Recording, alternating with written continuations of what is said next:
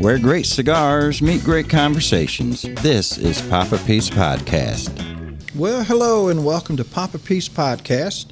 I'm Scott Poppa P. Partridge, and I'm Dale Hickman. I work here with Scott every day. What you smoking today? Today I decided to go with a little the short story from Arturo Fuente, but this is the Rare Pink. So I found that the Rare Pink is a really, really good cigar. So this would be about right for this podcast. That's a great cigar. Now, what do you have, Scott? Well, Dale, I can't tell you. No, you can't? No. So one of the things that we get the pleasure of doing in this business is occasionally trying stuff before it comes out. And in this case, we are working on a little project that we can't talk a whole lot about. Oh. But this is a sample blend that was put together for us to try. Mm-hmm. And that kind of almost gives it away a little bit. Well, a little bit. But anyway, I thought, well, this would be a good opportunity to try one of the blends that was sent to us for our evaluation that I hadn't smoked yet. So that's what I'm going to be smoking today. And we also have behind the scenes, we got Miss Emmy with us today, our producer, and she keeps us on time. She keeps us in line. And she's the one that makes all this work. We just sit here and talk. Yeah. She does all the hard work. So thank you, Miss Emmy. Thank you. You know, I do have a question. You hear this question all the time, and maybe it's not a question for us guys, but do you think size really matters? Well, I'm not sure. But I know in cigars... Well, no, that's what we're talking about. We're talking about cigars here, right, folks. Does size matter? Well, it depends on how you look at it. But in today's show, we're going to talk about the different sizes of cigars, different shapes, different things that go into what makes a cigar. And at the end of the day, we'll probably circle back to this. The reality is it's all your personal preference. Okay. You know, because cigars, you know, vary from, you know, this is a, you know, this is a Tatuaje that most people would consider a Corona, maybe even a little petite Corona, and then they go way up to you know, here's a 7x70 ring gauge. Ooh. And there's even bigger ones, but they run the gamut. Mm-hmm. And, you know, the reality is it really, everybody has their own personal preference, but there is a difference. Mm-hmm. So we're going to kind of dive into that a little bit. So one size that I love, however, we don't sell as many of these, and I think it's a combination of some people literally get scared of them. But I'm a big fan of a Lancero. This is literally a 38 ring gauge, 7 inches long, 7x38. And Lanceros are very hard to blend, Mm-hmm. hard to roll. That's why some companies do them fantastic. Other companies do them okay. But I love a Lancero. And but again, I do think people get a little scared to smoke them. They have a tendency to light them too hot. Mm-hmm. And I think there's also this masculine mentality that, well, that's too dainty of a cigar. But for me, a Lancero, if you're looking for flavor, man, that's the route to go. So, well, you introduced me to Lanceros in the last year, and I guess as we talk through the size of cigars, one of the keys to a smaller cigar is the ratio of the wrapper to the binder and the filler. yeah. So talk about that a little So bit. a lot of people talk, you know, for me personally, I'm not a big ring gauge guy. I got a lot of customers that are. You know, for me, very rarely do I go much over very rarely do I even venture into a 60 ring gauge cigar. But, and I will have a lot of people, you know, ask, I encounter a lot of the mentality of cigar smokers Look at the difference. Is they'll look at this and they'll think they're getting more bang for their buck. Okay. So for me, I tell them, well, in reality, you're getting more tobacco for your buck. Mm-hmm. A lot of times, if you want a little more flavor for your buck, go with a smaller ring gauge cigar. Okay. And part of that is because of just what you mentioned. A whole lot of the flavor of a cigar is going to come from that wrapper leaf and the binder. Mm-hmm. A lot of now you do get flavor from the filler tobacco, but not as much. More flavor comes from that wrapper leaf. So when you're smoking a smaller ring gauge cigar, it just stands to reason you're getting more ratio of that wrapper leaf. Okay. So different blenders, if you talk to the vast majority of your cigar blenders, the ones that are, blending a cigar, it's kind of like a recipe. Mm-hmm. They're literally taking several different leaves from different crops, different years, different regions, and they're blending them all together to create a pleasant smoking flavor profile. Mm-hmm. So a lot of your blenders, they are blending their cigars to a Corona, mm-hmm. or at very least a Robusto. Mm-hmm. I've talked to some that literally blend to Lanceros, mm-hmm. and they tell me that if they can create a really good blend in a Lancero, then the other sizes in that line mm-hmm. are going to be, relatively easy to obtain. You'll also get different ones that will, tell me that, and I've heard this from most of them, it's not just you come up with a blend, but you have to tweak that blend from size to size so that ultimately, whether you're smoking a Corona Robusto or a Gordo or a Toro or Churchill, that they're pretty similar in flavor profile. So you have to tweak them from blend to blend. Mm-hmm. So, and again, your great cigar people, your master blenders and stuff, they know how to do that. So in the world of cigars, I do think size matters. So I've read that cigars have the, I'm asking this question, no matter the size, is it accurate that it's the third, a third, how it changes flavor? Or is it looking for consistency regardless of the size? That's a great question because I've heard it multiple ways. I've heard some people that say their target is for once you light up a cigar that you're tasting the same profile all the way through the cigar. Well, that was my next question because I'd read the same thing. But then you talk to other ones that'll tell you a cigar should change as you get to the first third, the second third. I think for me personally, most cigars end up being the latter, but regardless, they've got to taste good right off the bat. But then they do develop mm-hmm. as you get further into the cigar. Different nuances of that tobacco will come out.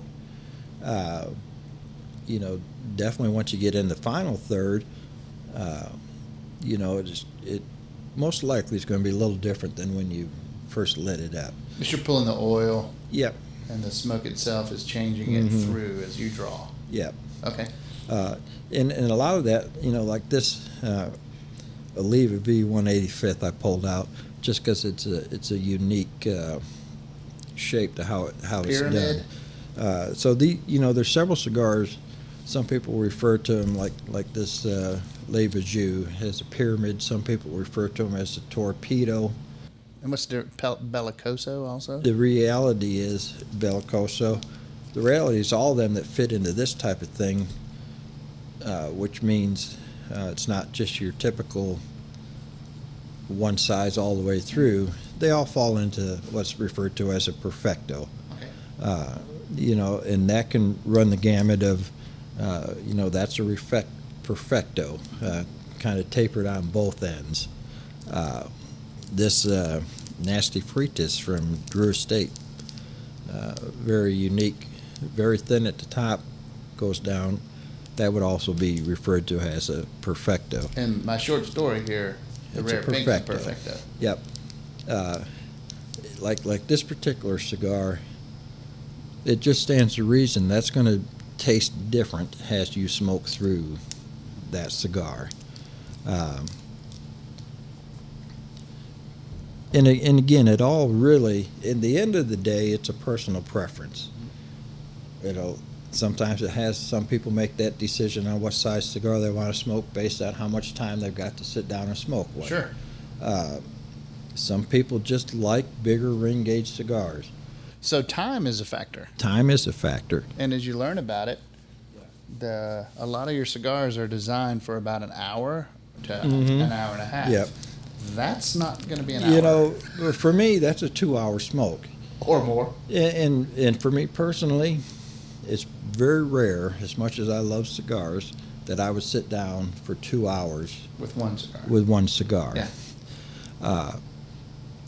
But then again, I'll share a couple of stories that I think about often. When Nick came out with these, he does a 5x70, a 6x70, and a 7x70. I literally thought to myself, Nick, what are you thinking? Why are you doing this to me? And but we brought him in because it's Perdomo. We love the brand, and it does very well for us. And I have to order them every couple of weeks. That's right. So we sell the daylight time. Some people just like it, And for Nick, it was filling a need in the industry for big ring gauge cigars. Years ago, I had a shop, and we had the great pleasure of having George Padron in to do an event. A legend in the industry, and at the time, he did know big ring gauge stuff. And Padron is, just a fantastic cigar. And I had a friend and customer at the shop and for this event, and a few of us got to go have a little one-on-one time with George Padron, and it was kind of right before the big ring gauge thing had just kind of started. But anyway, my friend, and I'm not going to tell you who it was because he'll probably watch this, so I'm not going to tell you it was my friend Greg. But he said to George Padron, he said, man, one thing I got to tell you, because I'm a big fan of your cigars, but I'm so glad that you haven't jumped into this 60 ring gauge stuff. And he no more said that. George reached in his pocket. He had about 4 cigars for us. He said, I want to introduce you to my new 60 ring gauge he did? cigar. We've never let... But again, it's if the consumer wants it, there's a place for it. There's a place for it. And again, I think a lot of it is, the blenders being able to blend to that size format and still make it an enjoyable cigar. Well, not only do you have sizes and shapes, there's a whole other category that is box pressed. And for example, the new Caratoba from Oz Family Cigars, and I'll hold it this way, it's beautiful this way as well, it's box pressed. Right. And it's my understanding, and someone's going to correct me in the questions and comments at the end of the show here, but that was a mistake years ago because they had packed them for shipping and they had gotten squished. I have heard that. And they were like, oh, no. And I don't know the manufacturer. I'm sure we can look up the history on that, and I probably was taught that in a class, and I'm not following through on that. But they discovered it also changed how the cigar smoked. And then it became a thing. Yep. It changes how they draw, and to some extent it does change the flavor of a cigar because of how it blends those tobaccos kind of get married inside of that box press a little different. And it changes the ratio of the wrapper to the binder filler. That exact same cigar, if it was round, it would have a different length of a cigar around a diameter, circumference around it, and so that would change it in another subtle way. And like this one, it actually kind of developed into a kind of two box press options. This is kind of what they refer to as a semi-box press. But then you got other ones that are literally Like truly square, and for me, for the longest time, I did not like box press cigars. And it had nothing to do with the flavor, had nothing to do with anything other than it didn't feel normal to me. Oh, literally in your hand. Yeah. Huh. And then in time, I started realizing, these got a really good draw to them, really unique. So now I don't mind smoking a box press cigar at all. Well, that's interesting. Now, when we talk about like pyramids, same way, these can, the ring gauge, if you do a torpedo, a pyramid, or any type of figurado, you can do it in any ring gauge. But, and I'm kind of getting off subject on the size matter, but, clipping, obviously you can't punch a pyramid or a torpedo, but clipping will have a lot to do. Some people like these because they can clip just a little off the end because they like less smoke on the draw. You can clip it further up and get a little more. So for me, I'm going to sound weird here, but whenever I'm smoking a pyramid or a torpedo, I clip it up fairly. Even with these, you can see the caps on them, but I clip it at a slight angle. Oh, that's getting specific. And the reason I do that, when I draw in on it, the smoke will go up more than in, and it'll hit those taste buds right in the roof of your mouth a little quicker. So What do you know? they actually make, I don't have one here, they actually do some called a chisel, where the end is just literally Right? tapered right down to, I was with Lito Gomez one day, and he was talking about it because he's famous for them. He told me, he said, because a chisel, a lot of people would either clip it like normal, or they could just pinch the end off. And Lito said, no, here's what you do. Take a punch and punch the top of that chisel. Oh, goodness. And that's for that exact same reason the smoke comes up. So the reality is, in the cigar world, yes, the size does matter based on what your preference is. Right. Well, and that's something that I learned just up the sidewalk in our other Cool Springs Wine and Spirits. And the same concept is applied directly to cigars. There's only one thing that matters, and that's what do you like. Yeah. And from the size and the flavor that it produces for you, there's a really good chance there might be some similarities, but your taste buds are going to be different than mine and or Scott's. So there's a good chance that we're going to say, oh, that has a little hint of spice. And you're like, no, it's chocolatey. Or it's a little bit of sweet. You're like, no. And all that has to do with your preference and your taste buds. But what's really neat, going back to size, and the difference in all these sizes that we've looked at, is each one then can be different for each person and literally for each cigar. Yeah, and I always like to encourage people, if a new cigar comes out, not all at once, but, if you buy it the first time in a Robusto and try it and like it, maybe next time you pick one up, go ahead and get a Toro or a Churchill and see, if you notice any difference or is there one size that you prefer over the others. I'm very different than most retailers in the sense when people say, well, what makes a cigar good? For me, if a cigar is constructed well, has a nice draw, then it's a good cigar. From there, it's your own personal preference on their flavor profile. Now, for me, you can read lots of blogs and reviews, and some of them get really technical on the flavor profiles. Sure. The reality is most people don't taste that many. I read a review once where they were talking about they got subtle hints of gunmetal. And I'm like, well, what the hell does gunmetal taste like? But the reality is, if you like just what you said a few seconds ago, if you like it, it's a good cigar. As you're getting into, for people just getting into cigars, just keep trying different cigars. Sooner or later, you're going to hit on some that you like better than others. I'm pretty partial to Nicaraguan tobacco right now, but that said, one of my all-time favorite cigars is a Fuente Hemingway.